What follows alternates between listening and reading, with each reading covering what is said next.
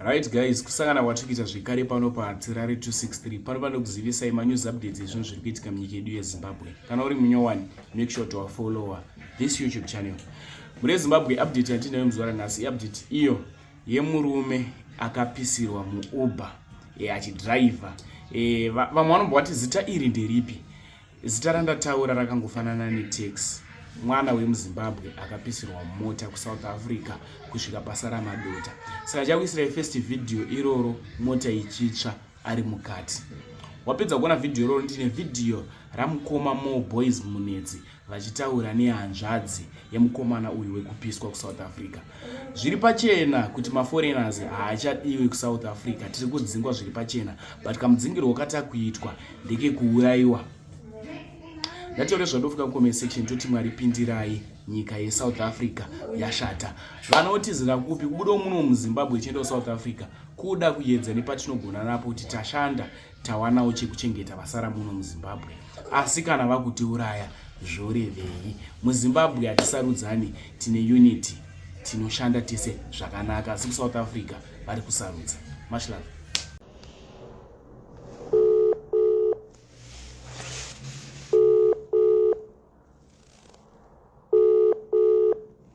Or I'll do a normal call.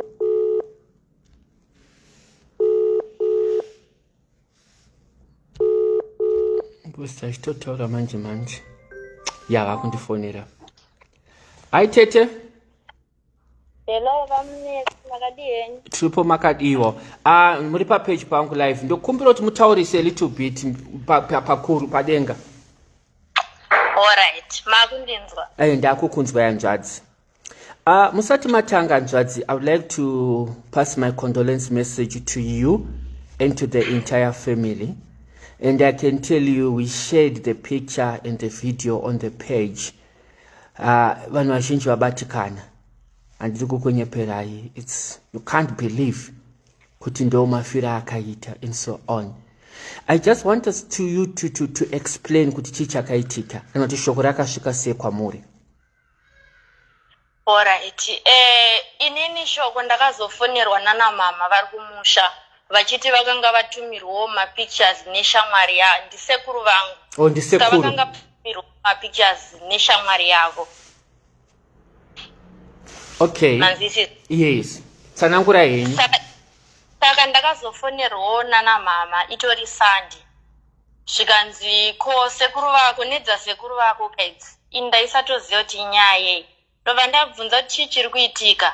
Ndopa vakabva vandisendera mapictures. Ndobva paive neinformation pachitaurwa kunzi pakaridzwa pfuti, saka bhodhi yakazoendeswa kumufuleni. Ndobva ndati alright, chiragai ndimhanye nekuti ini ndaitoramba kuti kana zvimboita sekuru vandakanga ndataura navo nezuro. Vandati chiragai ndimhanye kumufuleni kupolisi. Ndobva ndaita Uber yangu, ndobva ndasvika papolisi. Ndikanzi munhu ari kuita nyaya iyi haapo, asi munenge makudzoka mangwana kureva nezuro. Saka information yandinayo yakabva takaudzwa nepolisi zvavari kufungidzira kuti zvakaitika. Nezuro makuseni ndobva ndamuka, ndobva ndaenda kupolisi. Ndasvika kupolisi vakatiti vari kufungidzira kuti nyaya iri kuincluda vemataxi. Nekuti mota iri kunzi yakamborova marounds pataxi rank. Ndobva maive nevanhu 4. Sekuru vangu nemumwe munhu ari kufungidzira kunzi iclient yanga yarequesta Uber nekuti vanoita zveuber. Vakanga vakasungirirwa maoko avo kumashure. Ndobva vagariswa kuback seat. Mota iyi inogara i4 doors. Saka vava vakagariswa kuback seat. Saka zviri kunzi kwaive neimwe mota yaiteera kumashure kwavo ichiita kunge yaipushira ishi yana sekuru vangu kumberi. Ndobva vasvika, ndobva vapaka, pavakaskopaka kunonzi kudrift fence. Ndokuziva. Ndobva vaskopaka pavakapaka. Hanzi nemaneighbors pakarira 4 or 5 bullets. Sure. Asi polisi inoti yakatarisa motikari mutumbi wakanga usina any bullet. Asi vakanonga mabullets anosvika 4-5. Ndobva vapedza kupfuura vakabva vasiya valaita mota. ndobva vakwira ndobva vaenda. Okay. Ndo itikiro yazviri kunzi yazvakaita. Saka zvakaitika Sunday kumanguvai. Zvakaitika Saturday, zviri kunzi Saturday during the day. Oh, Saturday. Asi police iri kuti yakazosvika ipapo kuma 11. Dzemanheru. Sure. Right. Then vadaro akatora video iyi motikari ichitsva vanhu vari mukati ndiani? Mamwe mavideos akatorwa nevecar tracker. Vamwe anenge akatorwa nevanhu vemunharaunda. Ichiri kubvira I believe kuti vanhu vemunharaunda. And then pane mamwe mapictures avanga vatonyatsotsva vapera. Tiri kufunga kuti akatorwa nevecar tracker nekuti vane mamwe avakatora. Yeah, because some of them I found that it's not even proper for us to even to post, because they will cause more pain to the family. And they, yeah. Right. Saka, zvakaoma. Now, Saka, mumwe munhu wanga ainayo motikari uyuyu, do you have any idea kuti akafiramo kana kuti akakwanisa kuponawo? No, akafiramo mune 2 mabodies. Sure. And pane idea yekuti maZimbabwe mwoyo murudzi ndewe munhu here kana kuti has the family finally managed to identify? No, police iri kuti isusu tikanga taita ma-DNA tavanyatsoziva kuti munhu wedu. Ofichi sekuru vangu vari kutoshayikwa, he is nowhere to be found. Kumba havana kudzoka, foni yavo haisi kuita, Facebook everywhere havasi kubatika, and munhu asingadaro. Saka polisi iri kuda kuti ikanga taita ma-DNA vachazoenda kuma-offices kuma-Uber nema-InDrive vonotarisa kuti munhu akapedzera kurequesta ndiani, and then vobva vazonotangira ipapo voona kuti munhu iye ari kuwanika here. Oh, all right, yeah, ndapanzwisisa. Yeah. So, yeah, I saw the pictures of the board kuti obviously apana zviripo, it's bent beyond recognition, and even muna akanzi mama vakubva kumusha kana kuti kuZimbabwe, there's not going to be any board viewing that is going to be done at all. Nenyaya kuti apana zviripo. And even if you check zvakangosara zviripo, few bones and so on. Yeah. So the next process, Saka, I don't know, ndikuzama kupererwa. Sekuru wangu akaroora here? Sekuru vanga vasina mukadzi. Vanga vane vana? Vane vana 2 vari kuZimbabwe. Mumwe wachona ane 8. Mumwe wachona I think ari kuma 15, 14. Ah, shame. So now the next process manje is panotofanira kuitwa DNA, anditi? Pari kufanira kuitwa DNA. Okay, before we go to that DNA, so mati pane information iri kungotaura kuti motikari inogona iri yaka, obviously, let's be honest, when I shared the information vazhinji vangu vachitaura kuti sekuru wenyu pane misposting yatambenge taita, but everyone was saying kuti munhu yanga ari right and he was not involved in crime, haitukana nemunhu. If you just go on the post, everyone has been just saying kuti he was just a very good person. Munhu aizvitira basa rake achingozvishandira and so on. He has never been any link yekuti aipara mhosva aita se munhu aingozvishandira basa rake and so on. Ichokwadi.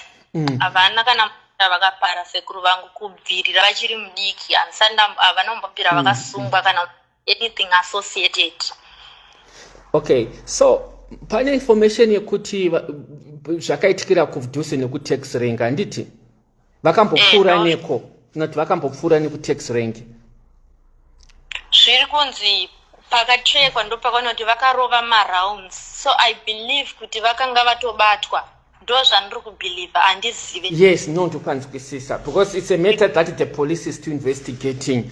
So for now, we don't have the correct and actual information and so on. Yeah. But I think today Dr. Chokwadan Jatsin ndezvekuti mamu neclient angari momotika. Imagine sekuru wenyu was an innocent person. Customer ari innocent atobukawo kuti atakurwa endeswa from point A to point B. Ovongoraiwa and so on. and it's a reflection kuti vanhu vematexai how evil they are. Handiri kukunyeperai, vanhu ava vane utsinye usingatomboita. I have suffered in their hands several times whereby they impound my vehicles. Yabatwa motikari tikuda 7,000, tikuda 10,000 chii, and havasi vanhu vekuti unogona kutaura navo zvakanaka kuti no madzikoma angu, I'm very sorry, ndongokumbirawo and so on. Vanhu vakangooma moyo chete. Ndozvavari. Right. So now takwenda to the most important point now, Anditika. Ndiye kuti saka sekuru mama wao wapenya baba wao. Mama wao vakashaya. Ko baba. Vanongori nema 3 sisters. Vese vakashaya, vanongori nema 3 sisters avari ku Zimbabwe. Sure. And vakura se vari ku Zimbabwe. Vakuru kwavari. I think he said how old was he?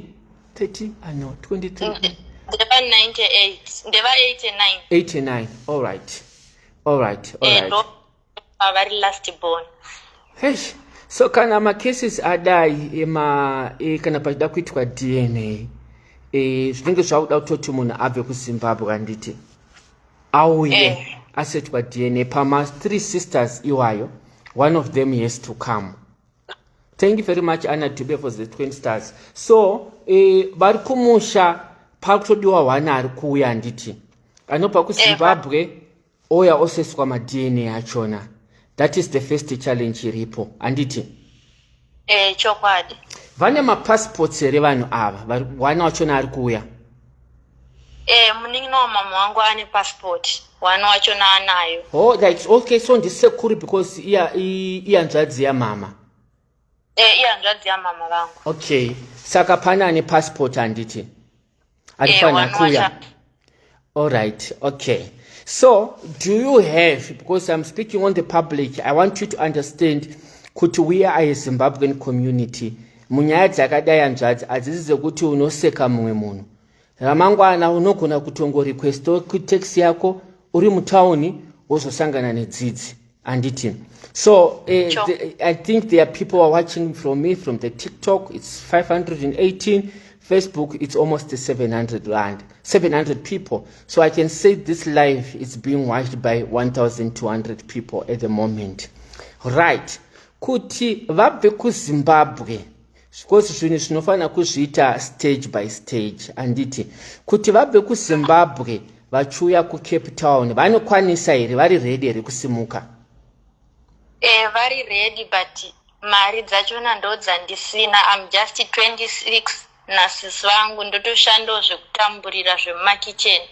We are trying nevanhu vari kumusha but zvakaoma mukoma. Zvakaoma. All right. So, okay. So, we are talking, guys. Greetings to everyone. Some have just joined me this live. This is Mr. Munetsi. This live is coming on the way from Johannesburg. We are live at Facebook and we are also live on my TikTok account. Tinenya yatoya nayo iyanditika. Plus minus, let's just be on the safe side. Marino diwa tungo 2,000 rand anditi. Inopisa munhu ku Zimbabwe anditi kuya ku Cape Town. Ndizvoka? Or you can correct me. Right. Tine challenge yatinayo. Ndauya pano pa Facebook wabereka anditika. Turikuzama kubatsira anditika. Mwana wayo ataura chokwadi. Sometimes nhamo haisi yekuita secret, guys. Yokuti rikaimbozama, timbozama. Munhu akapiswa beyond recognition. I've shared the pictures, guys. I've shared the videos. You see themselves. Paka first stage rikudiwa turikutsvaga 2,000 rands, guys. This 2,000 rand ndiye kuti munhu ari ku Zimbabwe asimuke auye ku Cape Town pasoitwa DNA test, guys. That is the first stage irikudikanwa. So I'm appealing to you, my brothers. I'm appealing to my sisters. Kuti even if wakati vamunetsi 2,000 yakawanda but ndokwanisa kubvisa 200 rand, I can tell you that 200 rand is going to help, is going to be appreciated. Ichawedzera funa kuambomira vamani anditika. Even if wakati vamunetsi inini changobatsirawo nekungotenga tiketi rachona, ndangobatikanawo nelive yamaita vamunetsi anditika. Imari itiketi rachona 2,000 ndakungokwanisa kutumira 2,000 yachona You are not doing it that for social media, guys.